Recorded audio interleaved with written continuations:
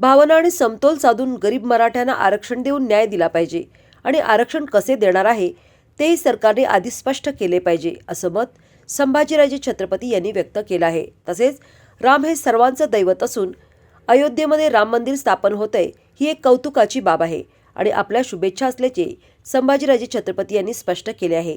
त्याचबरोबर आमच्या स्वराज्य संघटनेचे लक्ष प्रामुख्यानं विधानसभा असून लोकसभेच्या बाबत काय निर्णय घ्यायचा हे अजून ठरलेले नाही. अजून वेळ आहे, पण सध्या तरी स्वराज्य संघटनेचे लक्ष विधानसभा निवडणूक असल्याचेही स्पष्ट केले आहे. ते सांगलीमध्ये बोलत होते.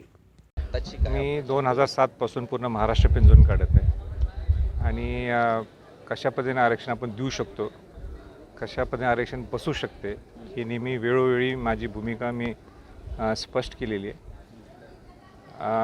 मनोज जरांगे पाटील आणि सरकार त्यांच्यात नेहमी चर्चा चालू आहे, बोलणी चालू आहेत, म्हणून मला त्याच्यावर काय भाष्य करायचं नाही आहे. पण माझं स्पष्ट मत आहे की आरक्षण तुम्ही कशा पद्धतीने देऊ शकता. ज्यावेळी सर्वोच्च न्यायालयाने तुमचं आरक्षण हे रद्द केलेलं आहे मराठा समाजाचं, तर ते सामाजिक मागास सिद्ध करणं असेल किंबहुना अनेक वेगवेगळे त्याचे पॅरामीटर आहेत, हे स्पष्ट सरकारने समोर सांगायला पाहिजेत. म्हणून परवासुद्धा मी ट्विट केलं की तुम्ही ज्या पद्धतीने आरक्षण देतो म्हणताय पण ते कसं देणार हे क्लिअर करावं, असं माझं स्पष्ट मत आहे. आणि